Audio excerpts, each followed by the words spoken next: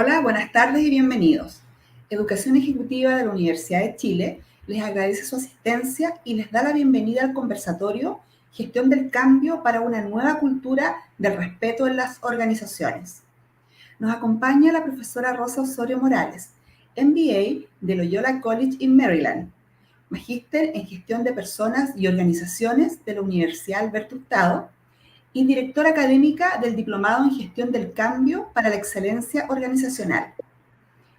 Estos encuentros que realizamos en la unidad de hoy ejecutivo son oportunidades de conversación y retroalimentación que tendrán directamente con los expositores. La charla de hoy se enmarca en el Diplomado en Gestión del Cambio para la Excelencia Organizacional, programa que inicia su segunda versión este año, el próximo 6 de agosto, en modalidad online. Buenas tardes y que disfruten de esta conversación. Bienvenida, Rosita.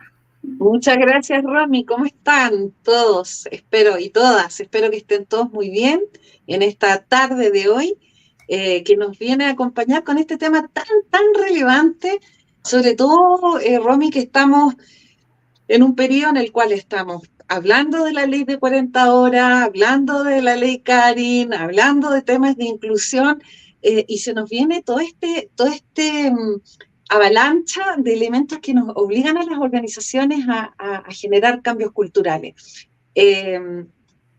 Y estos cambios culturales, si vamos un pasito más allá y hablamos de implementar cultura del respeto, pasó a ser la niña bonita, diría yo, del cambio cultural, al mismo tiempo que el tema de la transformación digital. Estos son como los temas que están arriba hoy día de la mesa. Así que, salvando, ¡ay, mira qué bien, Cristín! Ahí están algunos saludando, Cristín Braucle, un gusto tenerlos acá. Así que, para este tema, Romy, te quiero contar de que quisimos invitar a una persona sumamente interesante, porque creo que es la mejor persona que puede hablar de estos temas, y que además fue, te cuento, pero alumno del programa. De hecho, estuvimos conversando en el cóctel hace un tiempito atrás, ahí en el cóctel de cierre de entrega de diploma, y conversando, ahí nos tomamos unos buenos pisco sour celebrando, y se me ocurrió, dije, qué mejor que invitar a un ex alumno del programa a hablar, y qué mejor que Jaime Parada Joy. Jaime, para que todos sepan, es historiador, es consultor en diversidad e inclusión y equidad de género, es autor de libros y artículos sobre diversidad sexual y de género, y conferencista nacional e internacional. Para nosotros fue un gusto tenerlo como alumno y fue un tremendo aporte. Así que prefiero que sea el propio Jaime quien se presente, que puede tener una presentación mucho más interesante y entretenida que la que estoy haciendo yo. Jaime, ¿cómo estás? Hola, profesora. Yo le digo profesora, pues soy un tipo muy respetuoso. Muchas gracias, Rosa, por la invitación. Muchas gracias también al equipo de Ejecutivo que nos invitó y que nos brinda la plataforma para esto, ¿no es cierto? Es difícil presentarse uno, ¿eh? Y por ahí tengo una presentación de quién soy y qué he hecho, aunque reconozco que me da un poquito de vergüenza, pero he tenido un camino laboral súper bonito para mí, porque así como este es un diplomado en gestión del cambio, ¿no? Del cual yo fui alumno y del cual tú eres directora, he cambiado muchas veces yo también, y he tenido que gestionar mi propio cambio, ¿no? Si ahí me proyectan la presentación, digo que he tenido varias vidas, ¿no? Una de las vidas ha sido como historiador, y que ya no me dedico a eso. Otra de las vidas ha sido como político, y que ya no me dedico a eso. Mira. Otra de las vidas ha sido como escritor, que ahí tengo algunas cosas que todavía están andando, ¿no? He escrito algunos libros que han sido publicados en Chile, incluso en otros países, como en Brasil, y hoy día estoy escribiendo una novela, que es mi forma de recrearme, además, Muy bien. Y fundamentalmente hoy me siento consultor, y así que en mi nueva vida soy consultor hace algunos años. Algunas de estas vidas han convivido en paralelo, ¿no? Y he tenido que gestionar, como te digo, mis propios cambios. Así que estoy muy honrado de estar acá, muy honrado y muy contento, porque me parece que hablar de cultura, del respeto en las organizaciones, es algo que todavía falta que cuaje, sí. Y la idea es dar un empujoncito para que en algunos casos haga sentido y por lo tanto cuaje. Oye, Jaime, y hablando de eso, antes de entrar de lleno al tema de la cultura, que mi primera pregunta está ahí, los temas de cambio cultural llegaron para quedarse en la gestión del cambio y en las organizaciones. Cuéntanos un poquitito de tu organización. ¿Cuál Sí, es tu rol gracias. ahí? ¿Cómo se llama tu consultora? Cuéntanos un poquito. Sí, hace ya casi un año estoy asociado con Jorge Bustos, que ha sido gerente de recursos humanos de grandes empresas, particularmente estuvo muy vinculado al mundo minero. Nos asociamos para crear una consultora que es básicamente la mirada de gestión del cambio, pero una gestión del cambio en ámbitos culturales, en distintos ámbitos, pero mi obsesión hoy día son los ámbitos de equidad de género, diversidad e inclusión, que se llama Equalité. Es una consultora joven, pero tenemos clientes grandes a propósito de que ambos tenemos cierta credibilidad en algunos mundos, aunque suene fanfarrón y arrogante decirlo, ¿no? Una consultora joven con clientes buenos y grandes que quieren hacer las cosas distinto, ¿no es cierto? Y quieren hacer las cosas distintas en varios sentidos, pero uno de ellos es súper interesante, que es, por ejemplo, quieren cumplir con lo que la sociedad está exigiendo, pero de repente les cuesta enfocar la solución para cumplirlo con aquello con lo que la sociedad les está exigiendo, ¿no? O quieren cumplir las leyes, ¿no? Y de repente dicen, bueno, ¿cómo cumplo leyes que de repente me pueden abrir una caja de Pandora en la organización, ¿no? Pueden abrir una olla de grillos y nosotros nos metemos muy profundamente en cada cultura para tratar de entregar soluciones que sean soluciones contextualizadas y no soluciones estándar. Acá va a ser el medio placement. Cosa. Qué bien. Pasa la media Interesantísimo. propaganda, digo. No, pero está súper interesante, porque, bueno, yo te he comentado por interno ahí que han estado pidiendo, de repente piden, Mm, mm, eh, recomiéndanos a alguien, recomiéndanos un equipo de gente que esté trabajando en esto, porque efectivamente, como tú dices muy bien, hay algunas demandas y no sabemos cómo muchas veces cómo enfrentarlas. Y es muy valiente muchas veces que sean las propias organizaciones, los propios líderes que te digan, oye, recomiéndame a alguien, please, porque no sabemos muy bien cómo vamos a manejar esto. O sea, mm, y yo creo que eso es un acto de valentía. Cuando tú dices, ¿sabes qué? Tengo, esto me lo está pidiendo el mercado, me lo está pidiendo el mundo, me lo están pidiendo las leyes, mm. pero no sé cómo bancármelo. Y eso bueno, y que tengo que hacerlo, no sé si quiero hacerlo, pero lo tengo que hacer. Esto es como cuando te aparece un nuevo, no sé, un nuevo versión de Office, que atroz, es como, ay, qué rico, pero sé que tengo que cambiarme, pero no quiero hacerlo, porque sé que voy a estar torpe los primeros días hasta que después me manejo bien con el tema. Y esto es un poco lo mismo. Pero, Sí, ¿cierto? es así y es así a diferencia del cambio de software, esto muchas veces tiene que ver con un cambio de creencias, que imagínate lo difícil que es, si ya es difícil cambiar un software, qué difícil es cambiar de creencias y con el cambio de prácticas. Y ahí esa es nuestra obsesión hoy día. ¿Cuáles son las estrategias con las cuales podemos apoyar a una organización para contribuir al cambio de creencias y al cambio de conducta y práctica?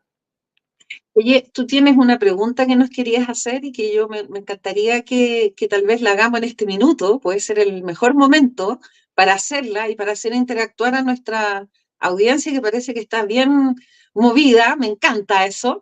Así que si quieres, la presentamos. Sí, perfecto. Mira, lo que pasa es que yo tengo una obsesión. Mi obsesión es, ¿por qué hacemos lo que hacemos? ¿No? Y esa es una pregunta que siempre está rondando en las organizaciones, ¿no? ¿Por qué tengo que hacer, por ejemplo, inclusión de personas con discapacidad? ¿Por qué tengo que hablar de equidad de género? ¿Por qué como organización tengo que hablar de un tema tan complejo y que me puede abrir tantos aristas como violencia en el trabajo? Ahora la ley Karin, ¿no? ¿Por qué tengo que cumplir ciertas cuotas de mujeres si ninguna ley me lo exige? Son demasiadas preguntas para darle contexto que se enmarcan en el ámbito de la diversidad, no discriminación y equidad de género, ¿no? Por un lado estamos bombardeados, empezando a estar bombardeados de leyes, por mí enhorabuena, pero otros dirán que complejo, ¿no? Por otro lado, estamos siendo capaces de mirar realidades que antes no estábamos mirando, ¿no? No éramos capaces de entender que las personas con discapacidad estaban subempleadas y subremuneradas. Estamos comenzando a tomar en serio el tema de la equidad de género y ya tenemos datos que son incontrarrestables respecto a las diferencias salariales entre hombres y mujeres, respecto a industrias que podemos llamar de hipermasculinizadas y que no han sido capaces de renovarse. Entonces, ¿por qué tengo que hacer todo esto, no? Y entonces, como mi obsesión son los por qué, pero también estoy algo obsesionado con las soluciones, quería invitar a que las personas que están en este webinar pudieran responder a esta pregunta, a su juicio. El principal movilizador, que este es el por qué hago lo que hago, ¿no?, de cambio organizacional en materia de género, diversidad e inclusión es, ¿vale? Y entonces, Excelente. como soy un poco tramposo, hago preguntas capciosas, ¿no? Entonces, la primera respuesta podría ser por la conciencia de las necesidades sociales, ¿no? Somos personas plenamente conscientes de lo que una persona con discapacidad, valga la redundancia, o lo que una mujer, o lo que una persona de la diversidad sexual, ¿no? Yo vengo un poco de ese mundo también, tengo libros escritos sobre la materia. Somos plenamente conscientes de lo que la sociedad necesita. Bueno, veo que se están moviendo las respuestas, después les voy a mostrar. Después, Bien, me gusta. porque estamos obligados a cumplir la ley, ¿no? Y ahí está en el mundo de no me queda otra, ¿cierto? Ahora, podrían ser varias de estas, pero yo, como soy tramposo y capcioso, quise proponer que eligieran solo uno. Después, Oh, qué malo eres. después la experiencia personal proyectada a lo organizacional. ¿Qué quiere decir esto?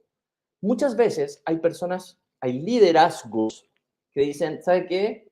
Lo voy a decir súper fácil. Mi hijo hoy día fue identificado como una persona en condición de espectro autista. A mí no me gusta decir TEA, ¿no? No me gusta decir trastorno, y a las propias personas autistas no les gusta que se use la palabra trastorno, y además, si nosotros nos damos una vuelta, una conversación social simplificada, nos vamos a encontrar con que muchas personas hoy están siendo padres, tutores, madres, primos, etcétera, de personas identificadas como autistas, ¿no? Y eso me sensibiliza inevitablemente, yo lo puedo proyectar a la organización, ¿no? Como yo no quiero que, por ejemplo, mi hijo o mi hija lo pase mal en el trabajo, perdón, en el colegio, yo no quiero que otros lo pasen mal en el trabajo, ¿no? Entonces, cuando digo la experiencia personal proyectada a la organizacional. Después está un movilizador básico y terriblemente básico y terrible, a la vez terriblemente complejo, que es el miedo, ¿no?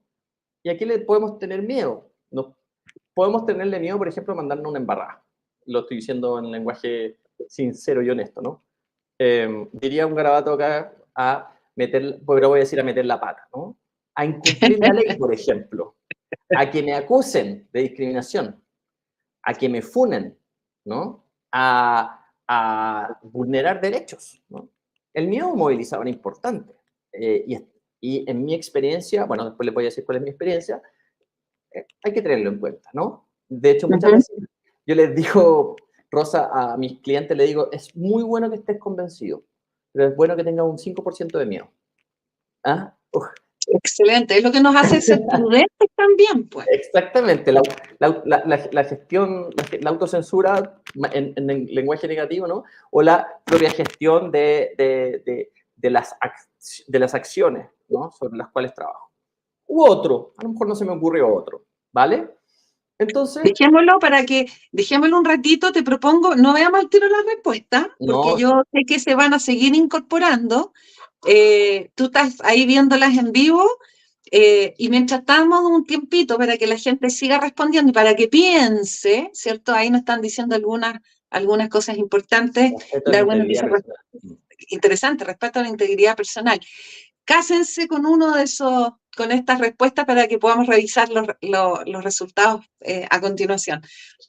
Jaime, se dice que esto antes de entrar de lleno a lo que es la cultura del respeto, ¿no? Esto de hablar de inclusión, ya no es un tema de ético ni de responsabilidad social empresarial solamente, sino que es también un tema de eficacia y éxito organizacional. O sea, no es porque somos buenas personas ni porque estamos obligados a cumplir la ley. ¿Qué nos puedes decir un poco de eso? Porque cuando, claro, esta gente que es temerosa, ¿no? Estos dueños de empresas, y tú dices, ¿sabes qué? Esto es básico para tu competitividad, para tu sostenibilidad en el largo plazo. Puede ser que te miren feo, ¿no? Porque te digan, no, no sé, no estoy convencido de eso. Efectivamente, mira, hay varios aspectos a considerar. Hay muchas personas que me dicen, mira, es que esto es un caso de negocios, ¿no? Por ejemplo, el caso de negocios tiene una arista ahí que es, mientras los equipos son más diversos, las ideas son más, las soluciones son más creativas, ¿no? O si los equipos son más diversos, existe una mayor apertura frente, no sé, a la escucha de los clientes, de los proveedores, etc. Pero te voy a decir algo, y voy a decir algo súper incorrecto. El caso de negocios en Chile todavía no convence a los gerentes generales. ¿Me entiendes? Sí. Y digo que es incorrecto porque realmente te podría venir a decir cosas que en mi experiencia, en mi no experiencia, porque no tengo la experiencia de un gerente general convencido de esto, ¿no? Del caso de negocio, pero en lo que he escuchado no parece ser el principal movilizador, ¿no? Entonces yo te puedo dar un listado de razones cognitivas para avanzar en la inclusión de personas con discapacidad. Te puedo dar un listado de razones cognitivas para incorporar a las mujeres en la ecuación y por lo tanto en industrias que son hipermasculinizadas, tratar de que lleguen, no sé, no voy a decir a la paridad, pero cercana. Te puedo decir por qué es importante que una persona, por ejemplo, trans, que tiene alta rotación laboral y pueda expresar su identidad de género en el contexto laboral. Te puedo dar muchas razones del caso de negocios, pero realmente esto parece que no convence a los sectores que están más arriba, en la franja más arriba de la organización, ¿no? Y aquí creo que hay una posible primera aproximación al tema de la cultura del respeto, ¿no?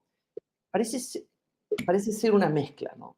Parece ser que hay elementos personales, del propio líder en su relación con estos temas.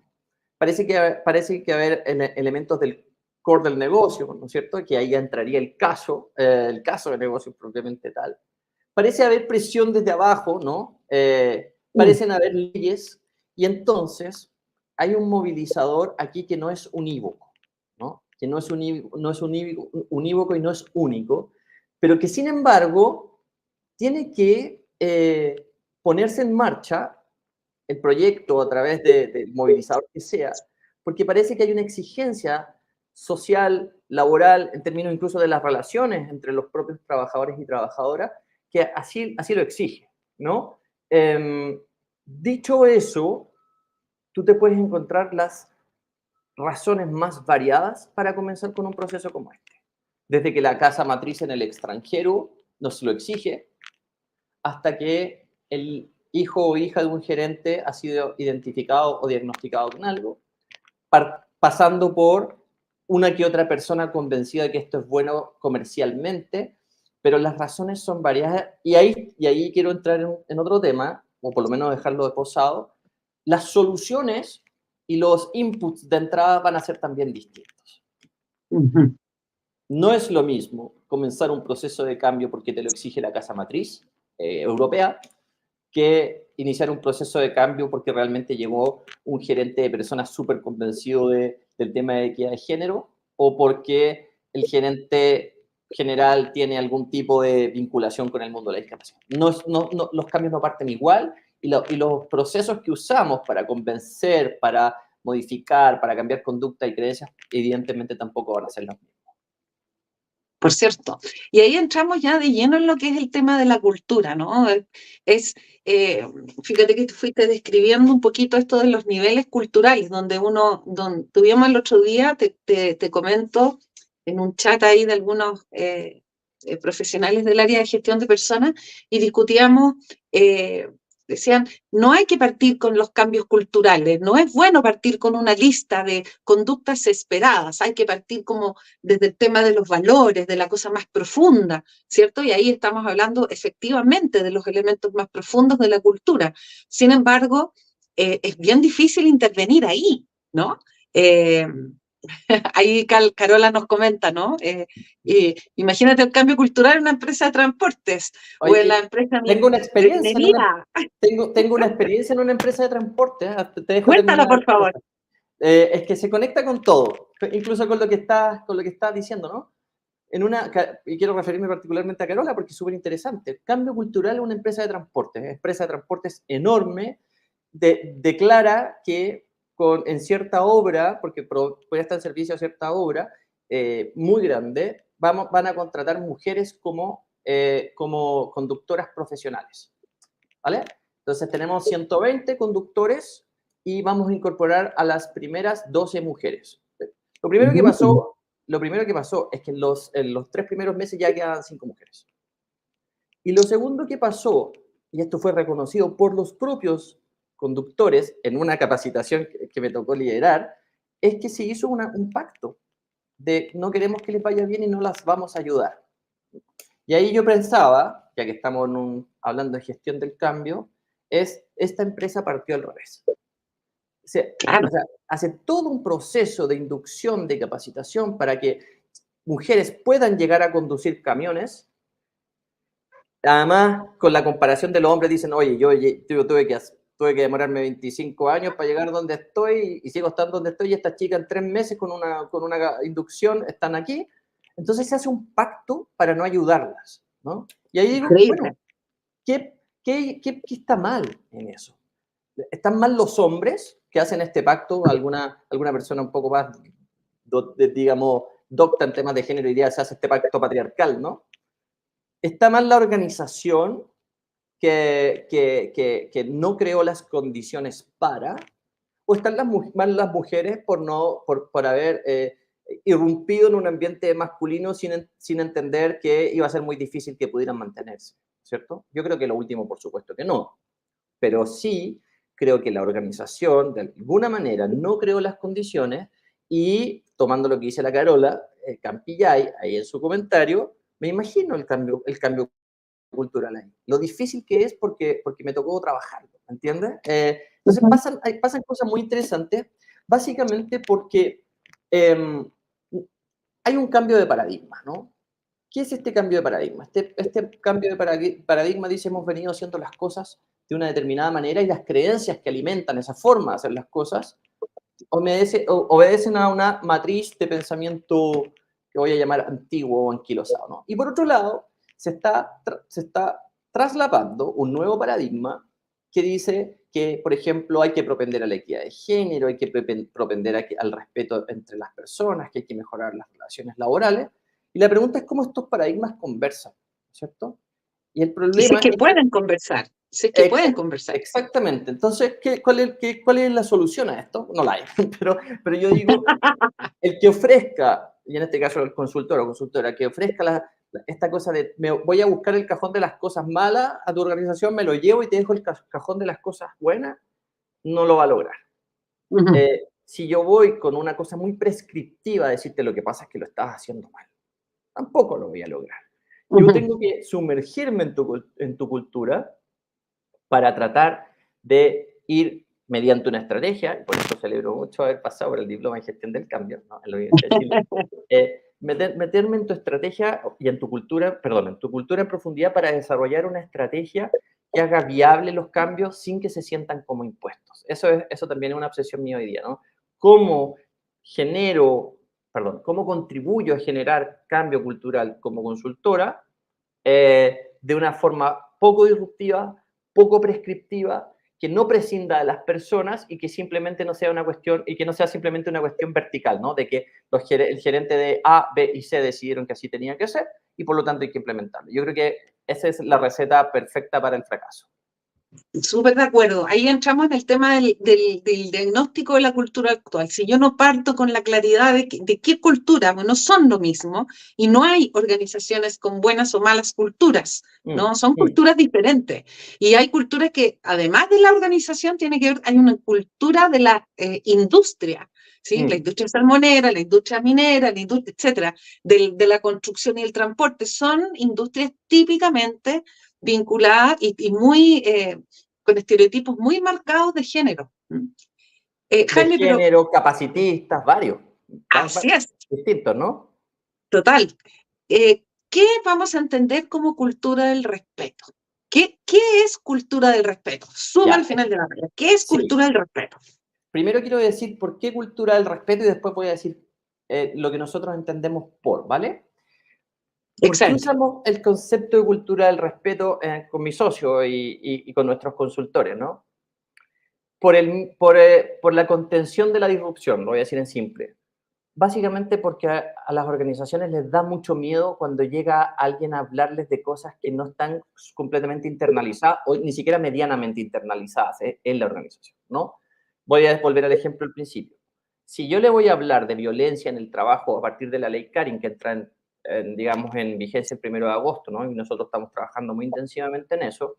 Si yo le voy a hablar de violencia en el trabajo a una organización, lo más probable es que el gerente general o el gerente de relaciones o la persona de relaciones laborales o el gerente de personas me diga, no, por favor, mejor no hagamos nada, porque si yo va a ir a poner una mecha instalando un vocablo, que es el vocablo violencia en mi organización, mejor no.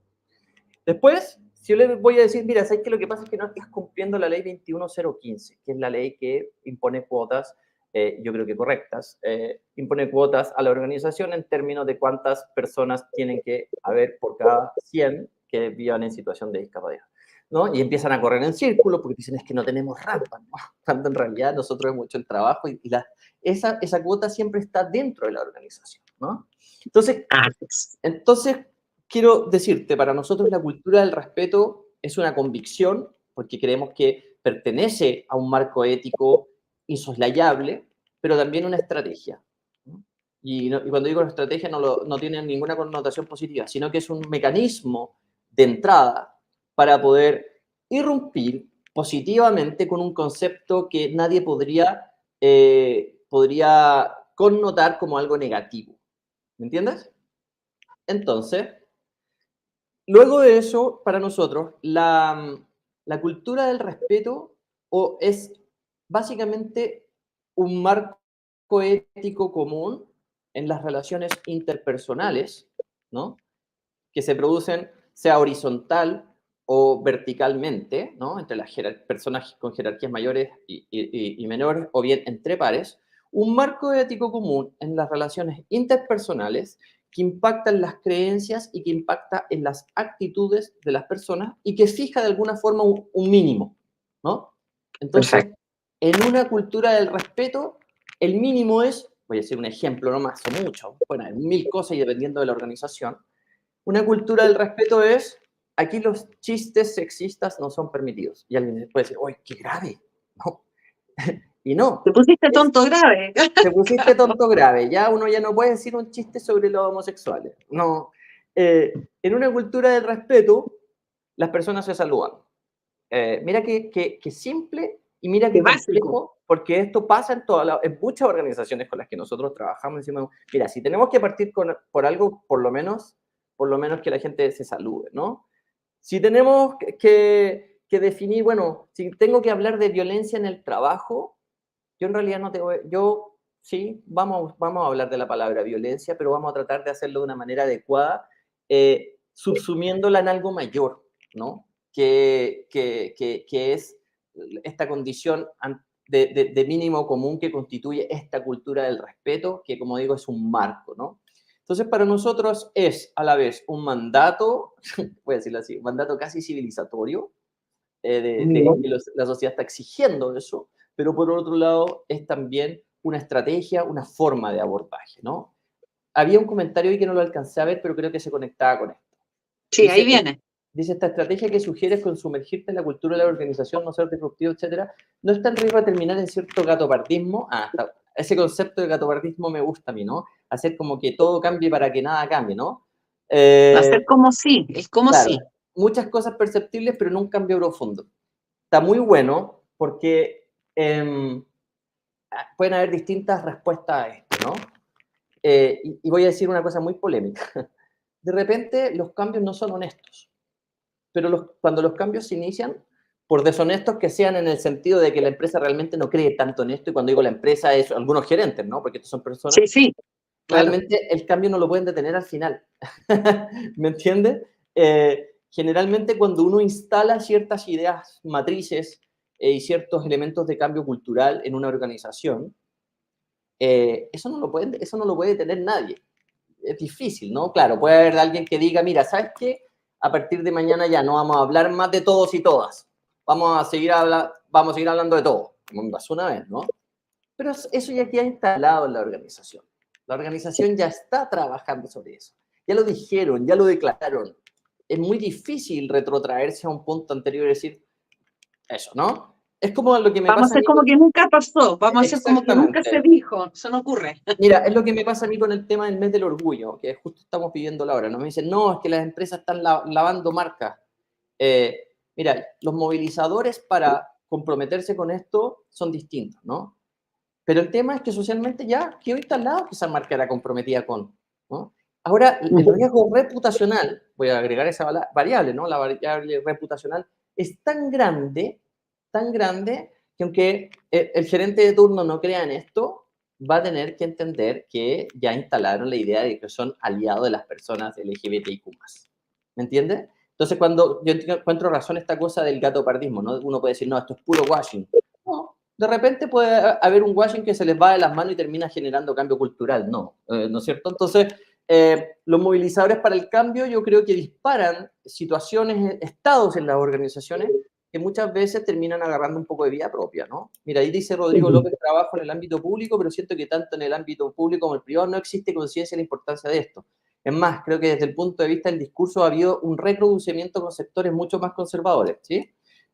Cosa que es verdad, ¿no? Yo creo que ha habido un recrudecimiento en los sectores conservadores, pero eso es una reacción a un grupo de acciones que se le están escapando de las manos al mundo conservador.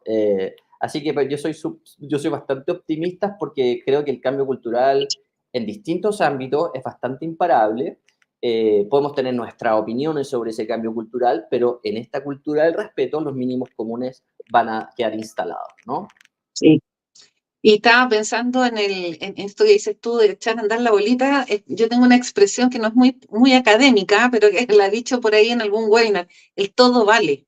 Es decir, cuando quieres iniciar un cambio, sobre todo los cambios culturales, lo importante es partir. Quizás no tienes que partir, no vas a lograr partir con toda la parafernalia, con toda la convicción que tú quisieras.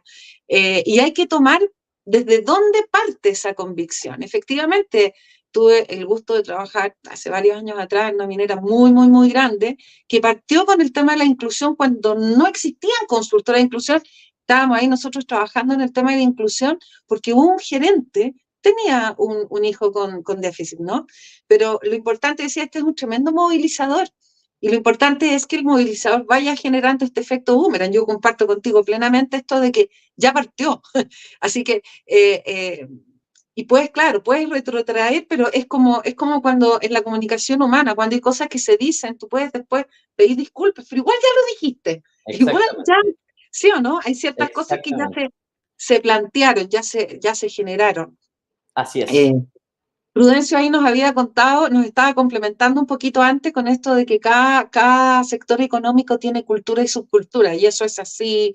Prudencio, y por eso es tan importante diagnosticar la cultura, no porque hay por industria o por sector, pero también, dependiendo del sector, si nos ponemos a pensar en una minera, no es lo mismo un BHP que un Codelco, ¿no? Por poner un ejemplo. Son dos tipos de organizaciones distintas estando en el mismo rubro. Jaime, te referiste al rol del liderazgo de alguna manera, pero me gustaría que lo hiciéramos un poquito más.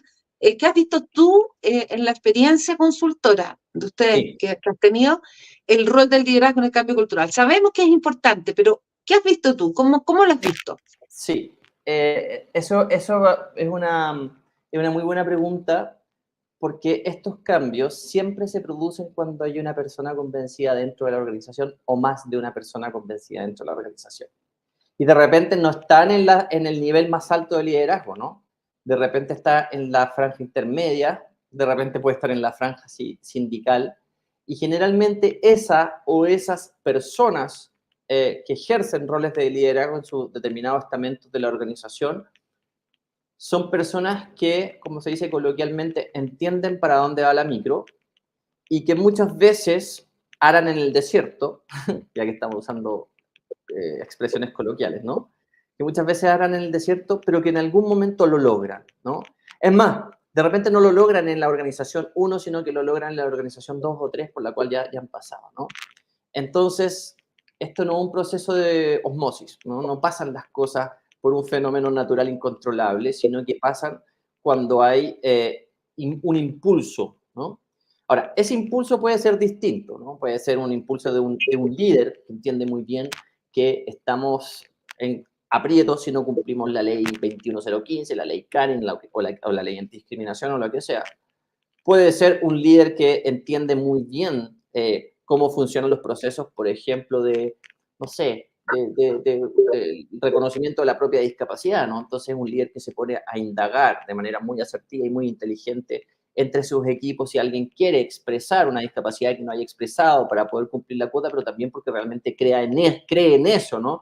Y cree que la persona que vive con discapacidad al interior de la organización merece ser reconocida como tal y al revés, merece no tener miedo de expresar su discapacidad, ¿no? Y en el fondo, el impulso transformador, creo que de una organización, viene cuando hay voces convencidas adentro. Y eso es algo que he visto mucho, ¿no? El que llega a una consultora como la de nosotros, Hipólite, ¿no? Llega porque sabe que hay un dolor en la organización y lo que pasa es que a veces no tiene las herramientas para gestionarlo o el apoyo suficiente para gestionarlo, ¿no? Porque yo puedo estar convencido, por ejemplo, de que hay que incluir más personas con discapacidad y puedo saber incluso que dentro de los equipos de trabajo hay personas con discapacidad que no tienen credencial, ¿no? Y la pregunta es, ¿cómo empiezo? ¿Por dónde empiezo para que esa persona con discapacidad, por ejemplo, no te fuiste para el lado, Rosa. Para que esa persona con discapacidad no sienta que la estoy utilizando? ¿O cómo hago para que las personas que son parejas del mismo sexo puedan poner algo tan simple como una fotografía en su escritorio, ¿no? De su vida como parejas? Hay muchas cosas que dependen de ciertos líderes y que los líderes bien nos lo saben gestionar o bien necesitan también una alianza para poder darle credibilidad a esas intuiciones que muchas veces tienen. Parece que la profesora se quedó pegada o yo me quedé pegado. No lo sé.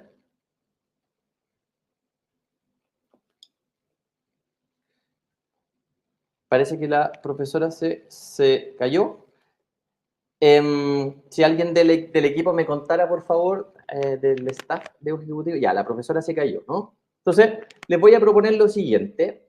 Les voy a proponer que juntos revisemos los resultados de esa pregunta que hicimos, ¿no? Voy a leer el comentario de Patricio, que dice, las organizaciones crean y respetan estos cambios para cumplir con números y estar bien posicionado en el mercado, pero es importante que los líderes y las jefaturas apliquen de buena manera, con respeto y sobre todo con convicción lo que se está haciendo lo que se debe, ¿no?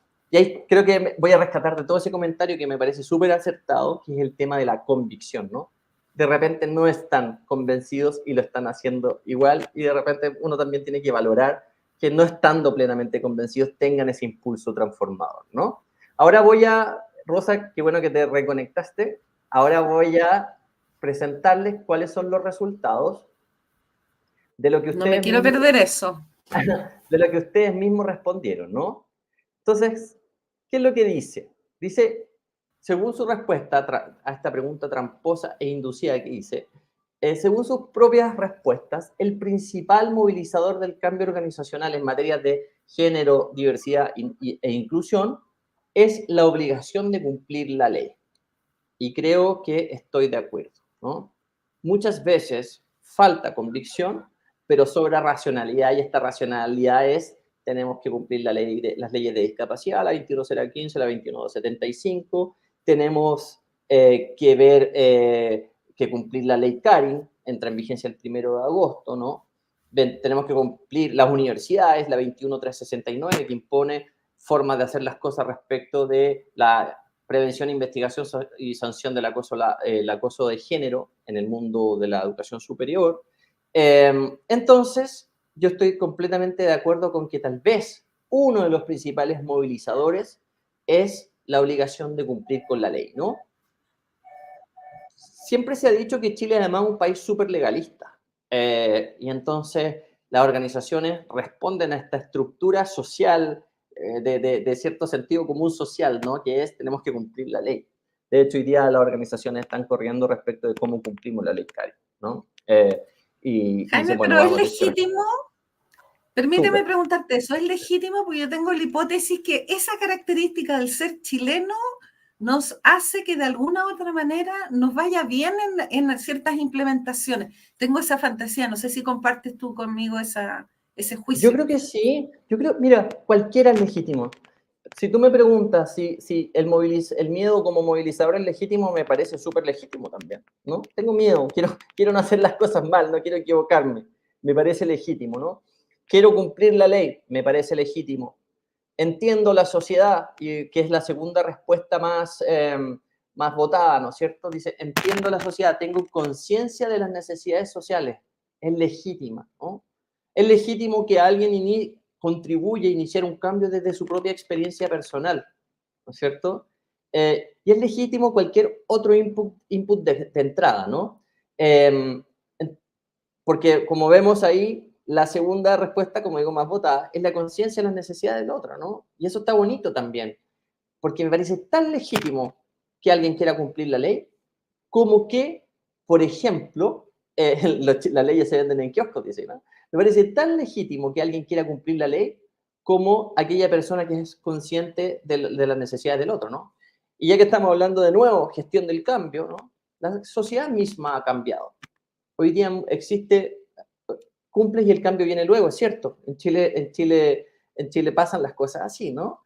Es legítimo y es bonito además que las personas sean más conscientes de lo que vive una mujer, por ejemplo, en sus posibilidades, ya voy a decirlo así, de ascenso laboral o en su carrera profesional, ¿no?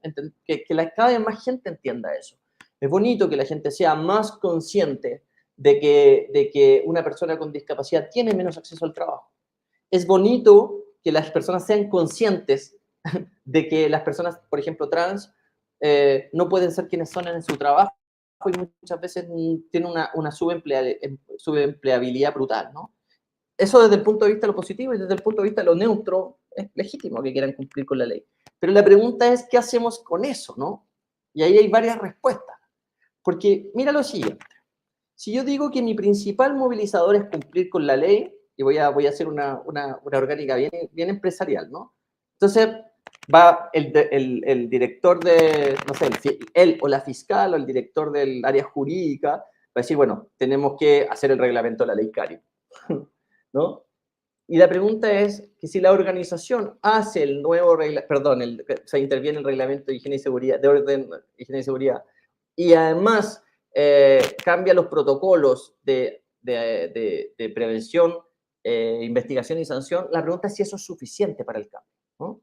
Nosotros decimos, estos cambios, cuando son culturales y tienen una componente legal, hay que tratar de abordarlos de una manera lo más 360 posible, ¿no? Voy a volver a dar el ejemplo de la ley CARI. Es bien difícil que una organización responda al espíritu de la ley CARI, que es que haya mejores relaciones laborales, si simplemente decide cambiar un reglamento o decide crear un nuevo protocolo, ¿no? Entonces nosotros decimos, involucremos al área de seguridad, de seguridad y salud ocupacional, involucremos a desarrollo organizacional, involucremos al área de personas, porque estas legislaciones no solamente nos están invitando a hacer cambios normativos, sino que nos están obligando a hacer cambios culturales. Y ahí está, usted tiene en bandeja la posibilidad de tomar ese cambio cultural o bien simplemente restringirse, por ejemplo, simplemente al hecho legal, ¿no? Mira, Darwin dice, se debe respetar la necesidad personal y experiencia del conocimiento para la contratación de una empresa para así sean parte integral de ella. Efectivamente, ¿no? Necesitamos que las organizaciones se transformen en entidades más diversas. Y todo el mundo merece estar presente con su voz, su identidad y su forma de ser y estar en el mundo para efectivamente promover esta diversidad en las organizaciones. No sé si respondo la pregunta, Rosa. Oye, Jaime, solamente, sí, me la contestas súper bien. Quiero solamente comentar de que estamos teniendo algunas personas que nos están viendo desde la Araucanía, desde Punta Arenas y también desde Argentina y Nicaragua en este momento. Así que un saludo para todos ellos y ellas.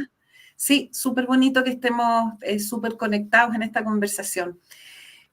No quiero que se me pase el tiempo sin hacerte preguntas de aterrizaje forzoso, ¿ah? Porque yo sé que hemos hablado de varios de los tópicos que comprometimos conversar, pero hay un par de temas que tienen que ver con levantar tu experiencia. ¿Cuál consideras tú que son las estrategias claves para promover estos cambios hacia una cultura del respeto? ¿Cuáles debieran ser estrategias claves a implementar? Ya. Yo creo que primero hay que lograr convencer a quienes hay que convencer, ¿no? Los líderes necesitan tener toda la información a la mano para saber en qué se benefician y a qué se exponen cuando tienen que, por ejemplo, incorporar una ley nueva, ¿cierto?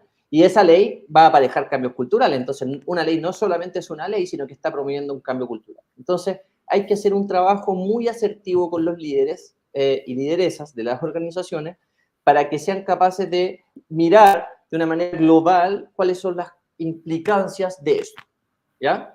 Entonces, uno trabaja con los líderes. Ahora, esos líderes pueden estar en distintas, como ya lo dije, distintas franjas de la organización, ¿no?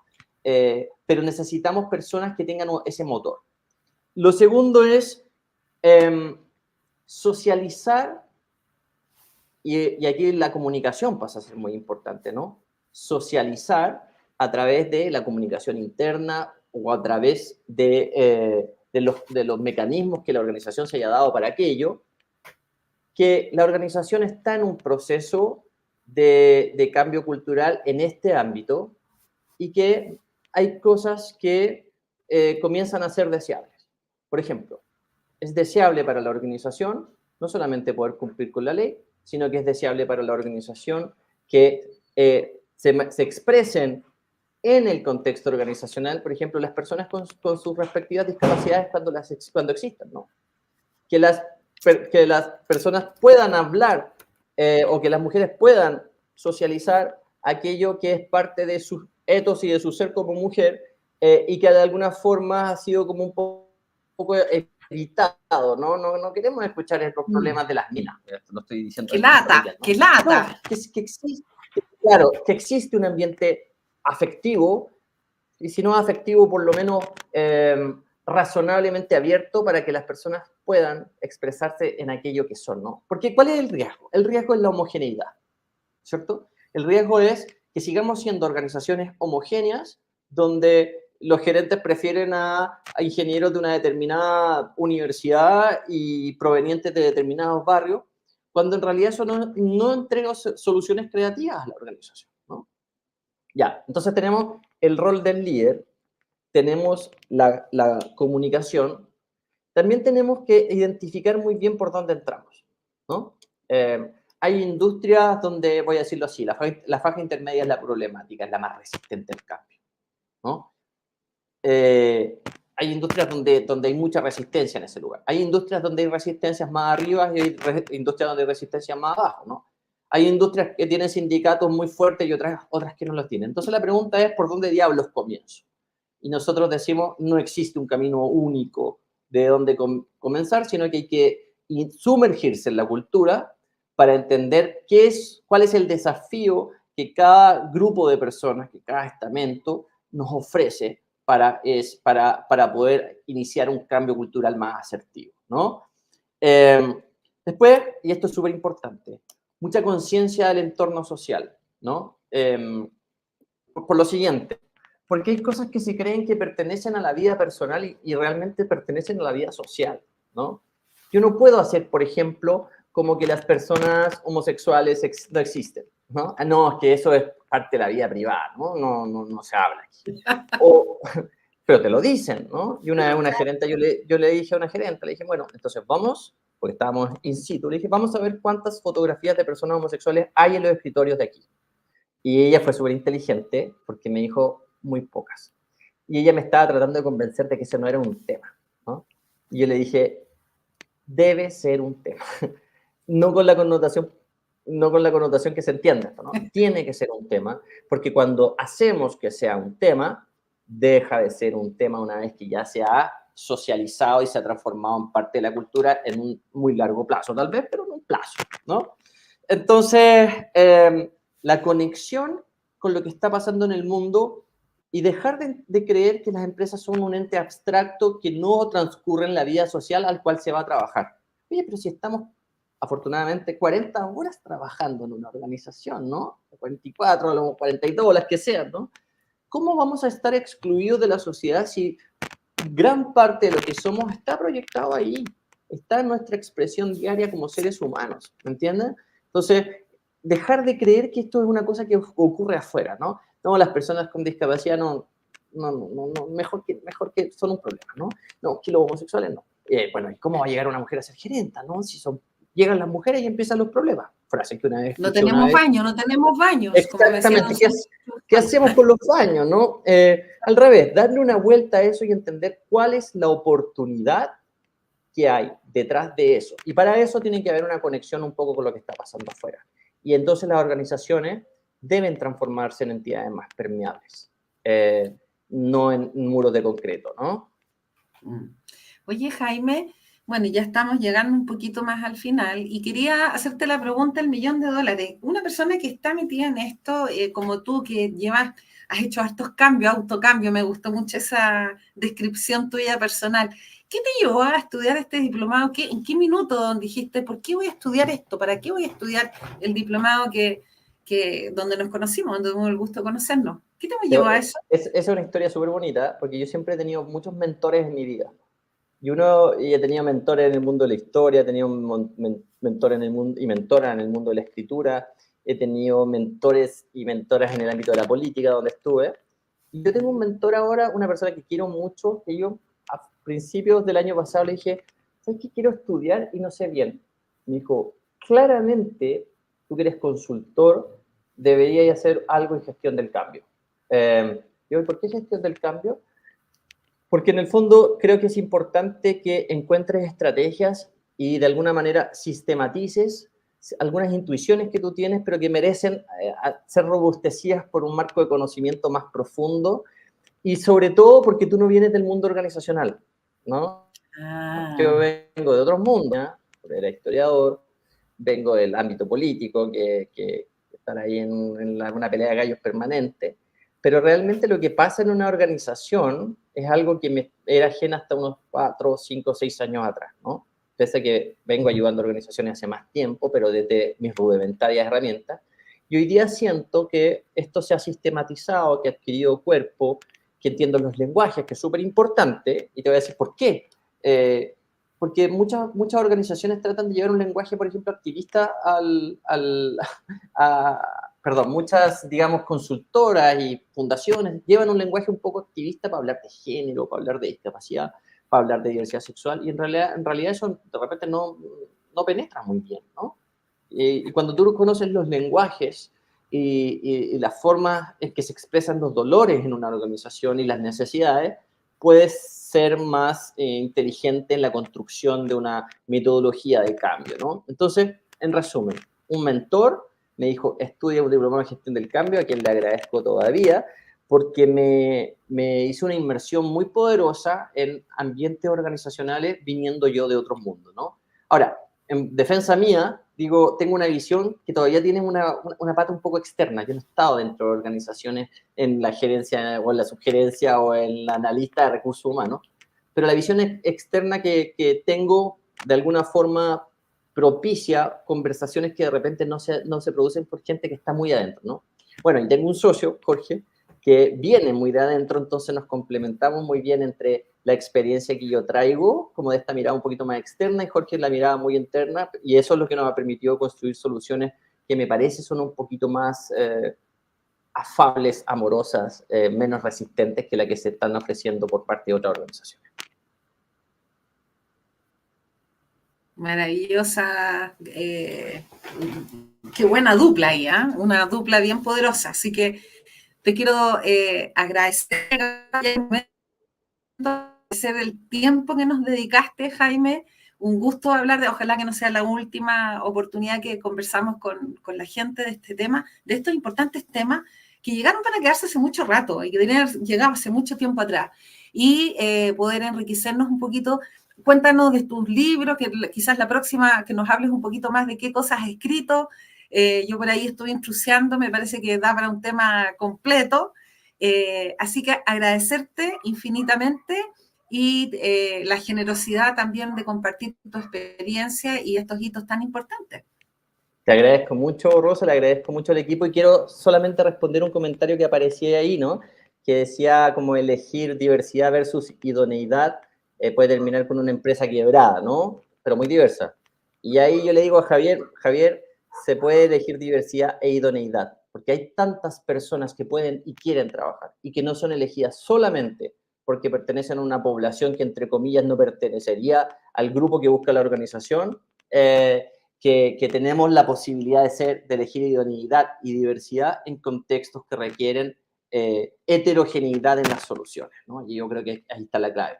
Vamos a solucionar mejor los problemas de una organización si las miradas son más diversas, y para eso existen muchas personas idóneas.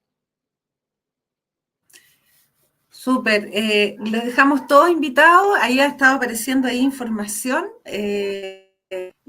ahí abajito, para que revisen también el programa del cual hemos estado hablando. Y bueno, desearles una buena tarde a todos y todas. Les dejamos invitados ahí. Mira, justo están diciendo la información de gestión del cambio para la excelencia organizacional, que es el que tengo el gusto de dirigir, y te invitaré nuevamente, Jaime. Lo pasé muy bien. Muchas gracias a ti, profesora Rosa, y también al equipo. Excelente. Gracias. Un abrazo. Chao.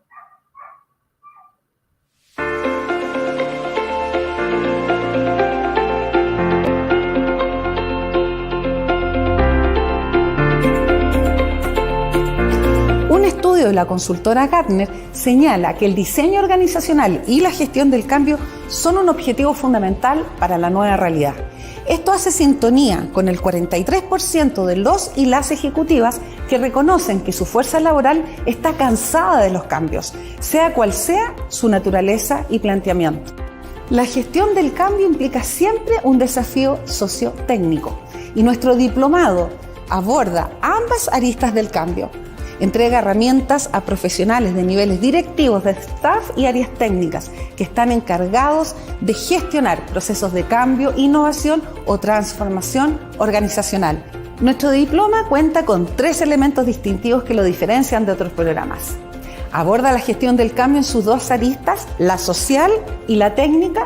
Además, tiene un énfasis en la entrega y puesta en práctica tanto de las habilidades blandas como las habilidades duras. Por último, el equipo docente es profesional y multidisciplinario del ámbito social y de la ingeniería. Todos ellos con amplia experiencia académica, pero por sobre todo, experiencia en procesos de cambio organizacional. Mi nombre es Rosa Osorio Morales. Los y las dejo cordialmente invitados a compartir este desafío de aprendizaje y ser parte de la Facultad de Economía y Negocios de la Universidad de Chile, la que aportará al desarrollo de sus habilidades ejecutivas y profesionales como agentes y líderes del cambio.